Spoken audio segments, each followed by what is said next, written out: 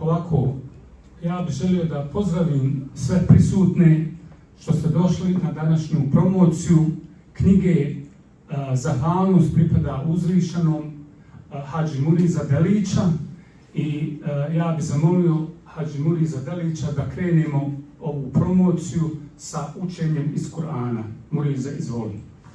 Bismillahirrahmanirrahim. والشمس وضحاها والقمر إذا تلاها والنهار إذا جلاها والليل إذا يغشاها والسماء وما بناها والأرض وما طحاها ونفس وما سواها فألهمها فجورها وتقواها قد أفلح من زكاها وقد خاب من دساها كذبت ثمود بطغواها إذ انبعث أشقاها فقال لهم رسول الله ناقة الله وسقياها فكذبوه فعقروها فدمدم عليهم ربهم بذنبهم فسواها ولا يخاف عقباها. Zahvaljujem, Murize. Prema našem planu i programu danas bi trebao da pozdravni govor održi predsjednik Islamske zajednice Sanel Begić, pa ću ja zamoliti Muriza da da objašnjenje. Sanel nije trenutno ovdje. Muriza, možeš nam ti dati objašnjenje o čemu se radi? Selam alejkum svim prisutnim i hvala vam što ste došli da podržite moju promociju. Velika je važnost da je naš predsjednik podržao našu promociju i da je on, s obzirom da je zauzet oko izgradnje džamije i neki veliki projekt bio u drugoj džamiji u Smithfieldu, on je se izvinuo i ja prenosim njegove selame i njegovo izvinjenje. Hvala puno, Murize. A sada bi, kao što vam je poznato, svi mi poznajemo Hadži Muriza Delića dugi niz godina. Jedan od ljudi koji je sarađivao sa Hadži Murizom Delićem dugi niz godina je Hadži Ismet Halilović, pa bi ja zamolio Hadži Ismeta Halilovića da kaže par riječi o Murizu Deliću, njegovom poznanstvu i knjizi Zahvalnost pripada uzvišenom. Izvoli, Ismet. Hvala. Assalamu alaikum. Posebna mi je čast što sam danas ovdje da čestitam mom velikom prijatelju Hadži Murizu Deliću na promociji knjige što je napisao. Ja ti od srca čestitam na ovom velikom uspjehu i želim ti sve najbolje u budućem životu i pisanju novih knjiga. Tvoj životni put što si opisao u knjigi nije bio baš lak i jednostavan, ali si ti bio jak i uporan sa vjerom u dragoga Allaha i uspio si da postigneš što si želio. Pored svoje velike i drage familije bio si uvijek član Islamske zajednice i pomagao si kad god je trebalo. Bio si član i urednik i voditelj bosanskog radio programa u Sidneju. Ti si veliki čovjek i borac za svoju familiju, svoj narod i vjeru. Ja ti od srca čestitam i želim ti sve najbolje u životu. Zahvaljujem se Ismetu na ovim lijepim riječima i ako ja mogu da nastavim u, kako bi rekao, istom kontekstu o mom poznanstvu sa Hadži Murizom. Murizova knjiga Zahvalnost pripada uzvišenom, jedna istinita životna priča u kojoj Muriz jednostavno priča svoju životnu priču na način da je svakom razumljiva. Imamo kod Muriza i teških trenutaka, imamo kod Muriza i lijepih trenutaka. Kako on kaže u jednom trenutku u knjizi, jabuka uspjeha je ona lijepa kad se postigne uspjeh. Vrlo lijepo rečeno, skoro filozofski, i to mi je ovako ostalo u pamćenju. Ostalo mi je još nekoliko važnih detalja, a to je Murizova upornost da nastavi i u trenucima kad je imao vrlo teške momente života, uvijek je nalazio trenutak da nađe vremena i da se okrene vjeri, da se okrene uzvišenom i da uvijek nađe izlaz iz situacija koje nikad nisu bile nimalo jednostavne. Murizova knjiga je jedno lijepo svjedočanstvo postojanja i budućnosti Muriza, jer kao što znate, pojava jedne knjige kod svakog naroda na svijetu je značajan događaj. Sada Muriz Delić, kad bi htio, ne može umrijeti, jer njegova knjiga će da živi vječno. I ja sam zahvalan Murizu za njegovo poznanstvo i za njegovo prijateljstvo skoro 30 i više godina. Eto, toliko od mene. Ja još jednom čestitam Murizu na ovoj knjizi. Ovo je moja druga promocija, jednu smo imali zajedno u našoj državi, u našoj svetoj državi Bosni i Hercegovini, u kraljevskom gradu Visoko. A evo, ovo je moja druga promocija, evo ovdje u ovoj engleskoj koloniji koju neki zovu Australija. Murize, ja ti čestitam i sad bi te zamolio da najaviš jednu specijalnu gošću za ovu promociju ovdje u Sidneju. Izvolite. Ovo je jedan od najvažnijih momenata kako čovjek pisanjem jedne svoje priče, koja je daleko više od priče o kojoj ću ja malo kasnije govoriti više, je se stvarilo jedno prijateljstvo između mene i jedne prijateljice koja je rođena u mome gradu.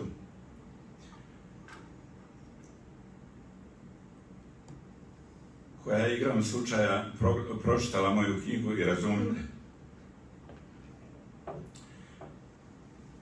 Zato danas ću nju najaviti kao promotora, kasnije ću ja govoriti o onome što sam ja napisao i šta u stvari to u toj knjigi postoji.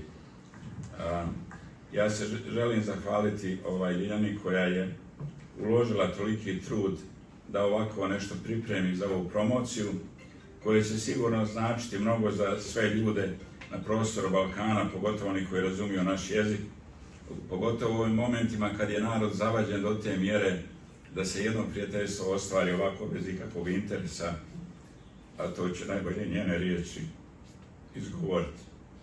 Dobro večer svima. Da vam se predstavim, ja sam Ljiljana Vasilijević-Manojlović, rođena sam u Pljevljima, živim i radim sa porodicom u Beogradu. Udata sam, imam ćerku i unuku. Prvo, da vam se zahvalim što ste večeras došli da zajedno podržimo vašeg i mog prijatelja Muriza Delića.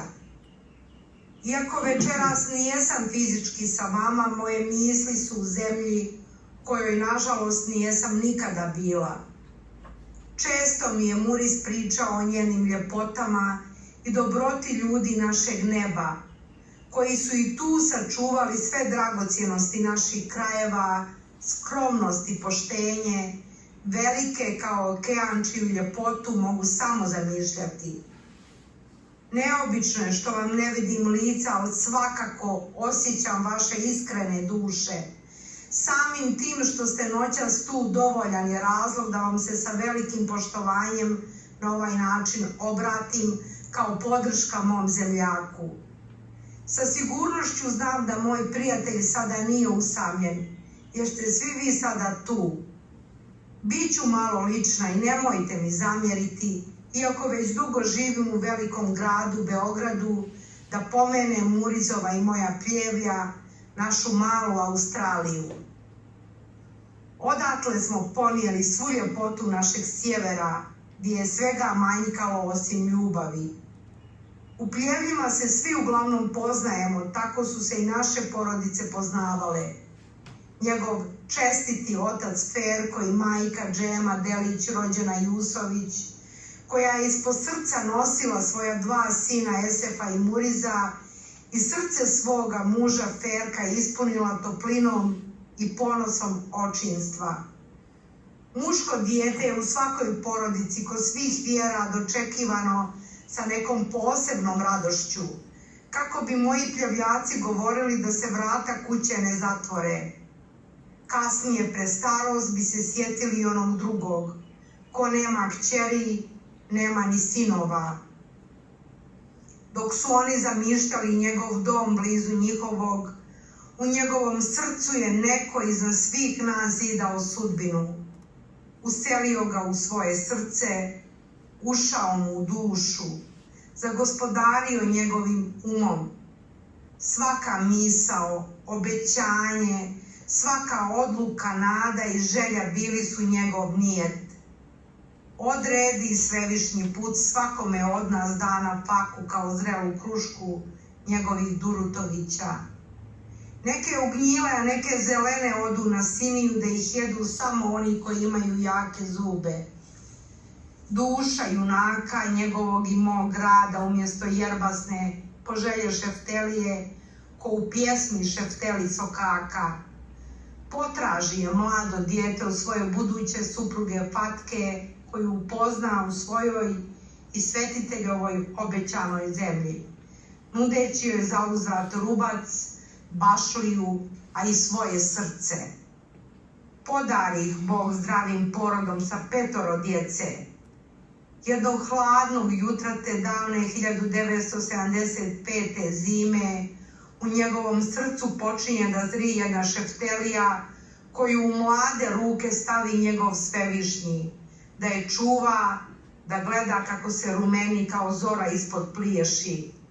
Zora njegovog novog života, svitanje jednog novog dana obećanog od te uzvišene sile u zemlji gdje sunce miluje okean. Ponese na dlanu kap svoje ćefotine, naše planinske rijeke u koju ga majka prvi put okupa, da bude razborit kao njena voda i dugovječan kao njeno ime. Možda je nekada i razboritiji više nego što treba, ali nemojte mu zamjeriti. Ćud gorštaka mekog srca. Pričao mi je mnogo godina kasnije da je sanjao majku kako ga umiva ledenom vodom ćehotinskom, dok mu je pričala da maj gdje bio u srcu sačuva sve što mu dariva roditeljska kuća, dok joj se zavjetova da će čuvati tu kapljicu vode u svom dlanu, da neće zaboraviti svu blagost svog djeda Nazifa, čestitog pljevljaka i tople ruke Bike i Brime. Naučen da ljubav bude pokretač svih njegovih radnji, a pravda, istina i čestitost budu svjetlo kojim će se voditi u tami svih dunjalučkih izazova. Napisao svoju knjigu kojoj ispriča svoj put koju mu je odredio njegov svetitelj. Likovi koje je sretao na tom putu je pomenuo bez ikakve loše namjere, kao ljude koji su bili prisutni u njegovom životu. Ja, kao neko druge vjere, sam ovu knjigu doživjela kao poziv svim vjernicima, prvenstveno muslimanima, kako da sačuvaju svoju vjeru i tradiciju, da mlada pokolenja uputi u pravi način vjerovanja, poštujući druge vjere, sve dobre ljude kojih ima svuda oko nas. Neki ljudi školuju svoj a Muriz je školovao svoju dušu. Izučio zajedno sa vama onu najveću i najdragocjeniju školu, a to je škola vjere, časti i poštenja. Eto, zato sam ja naročito ponosna na to, srećna što smo se rodili u jednom malom gradu Pljevljima i u šali mu kažem da sve što valja dođe iz Pljevalja. Oprostite na ovom mom dužem uvodu. Meni je književnost neostvaren san, obzirom da sam se školovala u drugoj oblasti. Još jedna potvrda da nije onako kako mi hoćemo, već kako Bog želi. Pročitavši njegovu knjigu, došla sam na ideju da je pretočim u pjesmu, da se na ovaj način u ime mojih prijatelja i mene zahvalim Murizu na knjizi koju smo dobili na poklon. On piše prozu bolje od mene, ali mu se dopalo kako sam ja to pjesnički obradila, pa se nadam da će i vama izmamiti osmijeh.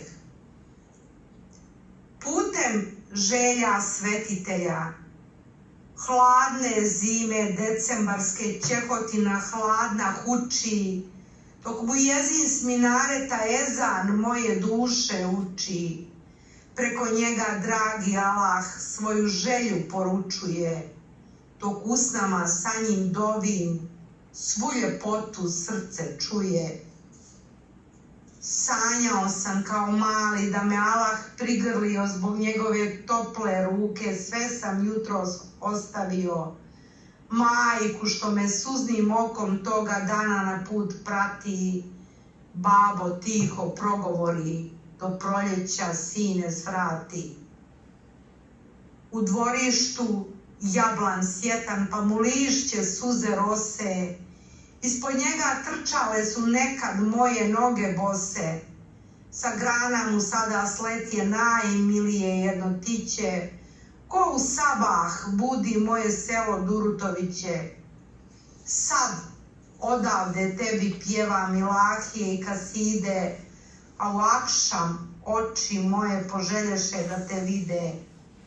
U daljini vidim kako sa njima se pljevlja bude, pitaju se gdje im odoh i mome se putu čude. U torbi mi jedna bluza, u grudima dječje srce, s Bogom moja Čehotino, zdravo ostaj i breznice.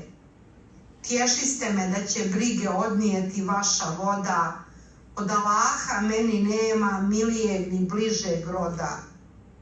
Njegov nijet, moje svijeta, dova mi Amajlija, žurim preko okeana, čeka zemlja najmilija, gori kandilj ko zvijezda, sija moja Australija. Još osjećam miris halve i pitaljki sa Bajrama, što ih majka na Siniji služi posle Ramazana. Zakleo se rob Allahu da će jednom biti neko na obali Čehotine, to sam kao dijete rekao. Slušala me, a suze ili tekle kao hladna voda, osta tužna u tasliđi, ko diva bez poroda, niti plače, niti se smije odjevena u dimije. Put je dalek, jako melek dovim dok me život gazi, pa uz milost svetitelja slobodni su svi prelazi, sve granice dunjaluka otvori mi Božja ruka. Predadoh mu srce svoje, a ono je puno mana, dočeka me toplo ova moja zemlja obećana. Allah srcu dade mira, bujrum za svog musafira. Udobi me čistog srca, siromah nema para, bez njegovog blagoslova ni nafake, ani dara, na rukama svetitelja moja duša sad odmara. Nađoh ljubav svog života, sagradi smo kuću snova, izrodi mi Fatka moja puno kćeri i sinova, u dženetu jednog dana da se naše duše spoje i ljepotu njenog lica da gledaju oči moje. Sad okean smjerno ćuti, s minareta sluša ezan i sa tijelom i sa dušom, sa Allahom vječno vezan. Dok okean smjerno ćuti, Čehotina još se ljuti, pa me pita je li fina moja Fatka ko Jasmina. Samo mome svetitelju odgovor sam danas dužan, klanjam mu se kad sam srećan, klanjam mu se kad sam tužan, dok mu dovim i dok zikrim, u njegovom srcu iskrim. Dok sam čitala knjigu, posebno mi je bila interesantna ta raznolikost likova u njoj. Shvatila sam da ma koje vjere bili, na isti način se radujemo i plačemo, isto nas boli, isto želimo i trudimo se da svojoj djeci omogućimo bolji život i budućnost. Pričamo im o ljepotama mjesta odakle dolazimo, učimo ih da se svoji korijeni ne zaboravljaju, da jednog dana kad se preselimo u vječnost, ostane ovo malo naše duše koju nam nikada niko nije uzeo. Uz veliko uvažavanje svih prisutnih, stihove ove pjesme recitujem za ljude iz Bosne. Muriz mi je pričao da ih ima dosta, da je velikim dijelom svog opstanka zahvalan njima, da je njihov i njegov skroman doprinos zajednici, uvijek o sebi skromno kaže, kojoj su vjerni nemjerljiv. I to ništa ne bi bilo tako da nije želja svetitelja. Zašto bolan volim Bosnu? Zato bolan volim Bosnu, tu me sevdah budi. Tu mi srce zatreperi kad zora zarudi. Miris halve moje majke avlijom se širi. Onaj suton kad posljednji uzdah duše smiri. Ona cura što je sanja kraj starog divana, ugrabije kao dukat što ih sprema nana. One priče iz magaze i kafa u zoru, kruška žuta ispod skuta i brik na prozoru. Spustila ga ruka one što joj dadoh srce, ispod zara gledale me oči ljepotice. Ona jesen što pred zimu koncem veze zlatnu srmu, one rijeke, one šume i livada pokošena, prvo sjelo i košulja i djevojka isprošena.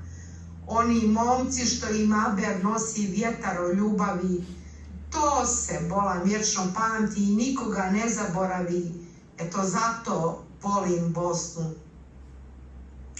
Od srca bi se zahvalila gospodinu Sanelu Begiću, koga poznajem samo po čuvenju, predsjedniku Islamske zajednice koji je uložio ogroman trud i rad u zajednicu, koji na isti način brine o svakom čovjeku i podržava podjednako svaki napor i doprinos da se zajednica obogati što kroz rad, što kroz pisanu riječ. Gospodin Delić ima priliku da to lično uradi. Hvala vam što ste noćas zajedno sa nama dijelili misli, osjećanja i emocije. Utiske u knjizi koju ćete, nadam se, itekako pročitati u jednom dahu, podijelite sa našim piscem. Večera su se sreli ljudi istih misli, ljudi koji govore srcem i perom, a ja vam se sada obraćam još jednom pjesmom koja govori o istini kojoj pisac u knjizi daje poseban značaj. Moj glas možda ne tako lijep, ali duša iskrena, u vaš sud ne sumnjam. U čast svih prisutnih i u čast našeg autora knjige Muriza Delića, još par mojih stihova prigodnih za ovu priliku. Šta to veže ljude istog srca, je li duša ili pera mastilo, kad na vrijeme dođe nam istina, tad ni srce nije zakasnilo. Šta je minut spram naših godina, što na licu ispisaše bore, je li sreća kapljica nam duše koju može potopiti more? Svima isto nebo iznad glave, svako od nas nekad suzu pusti, jednog dana zagrli na sunce, a nekada samo oblak gusti. Pa daleko od rođene kuće, čim dobismo ime po rođenju, pričahu nam da je bogat onaj koji služi Bogu i poštenju. Želim vam prijatan ostatak večeri, lijepo i prijatno druženje. Pročitajte knjigu, možda pronađete malo svoje duše u njoj.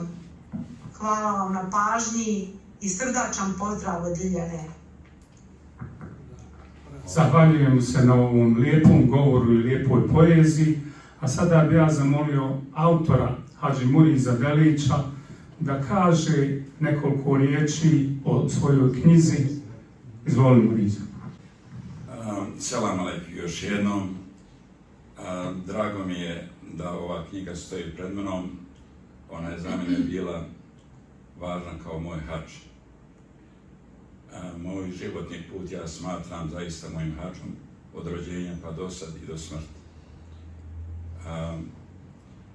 Često puta se ljudi trude, ulažu puno truda da nauče djecu mejtefu, kako se klanja, uzima abdes i sve te šartove imamske, islamske.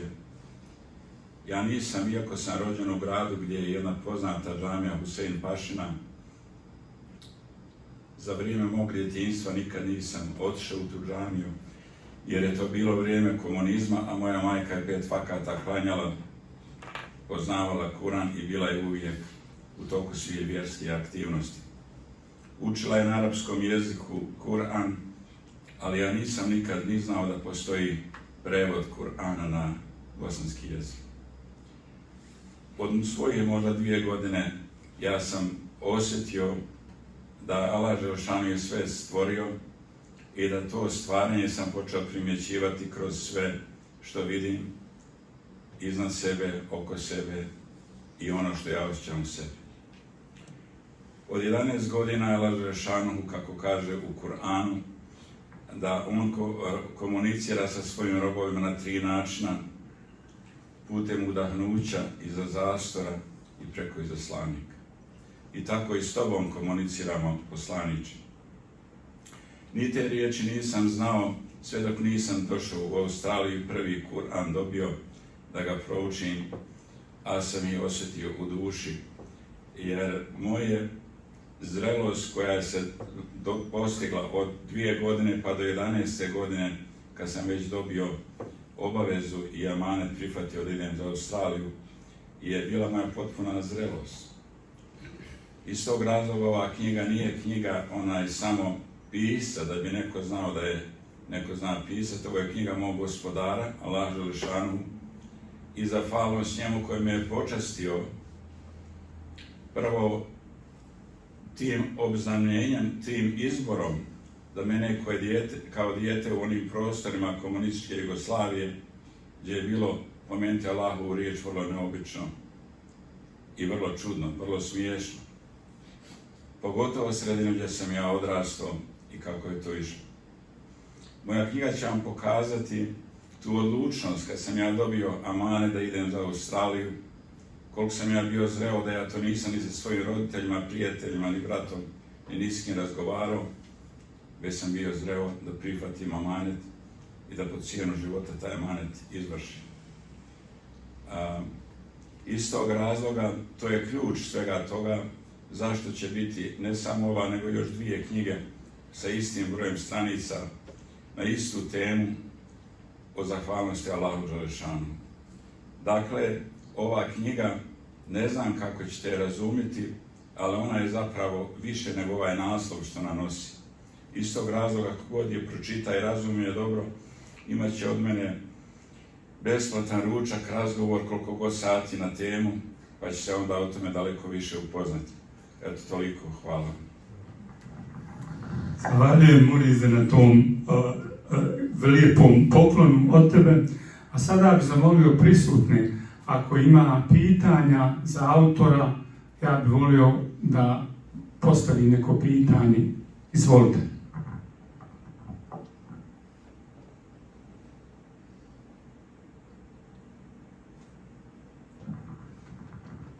Ako nema pitanja, onda treba na kraju da kažem, ko želi da kupi knjigu, knjiga košta $30 i autor će vam dati posvetu besplatno. Izvolite. Hvala vam puno na ovoj lijepoj promociji, hvala vam puno što ste došli, što ste uveličali ovaj događaj i ovo je vrlo lijepa stvar i nadam se uskoro da ćemo imati prilike da autore drugih knjiga objavimo i imamo promociju ovdje. Evo ovo što je Muriz pokrenuo, ovo je jedan vrlo važan događaj i vrlo značajan događaj intelektualni koji se desio u bosanskoj zajednici i ja se nadam da dijelim vaše mišljenje. Ja se zahvaljujem Murizu iz dna duše za ovaj događaj. Murize, od srca puno hvala. Hvala vama još jednom svima, prvo vi koji ste došli, koji ste mi pomogli oko promocije, prijateljici Ljilji koja je uložila jako puno truda oko ovoga. Ja mislim da svaki uspjeh u zajednici je uspjeh naš zajednički. Ova knjiga je knjiga zajednice, knjiga o zajednici, knjiga o meni i knjiga o mom dolasku i provedenom najviši broj godina u Australiji, jer ja sam od 20 godina stigao u Australiju. Hvala mi još jednom. Hvala puno.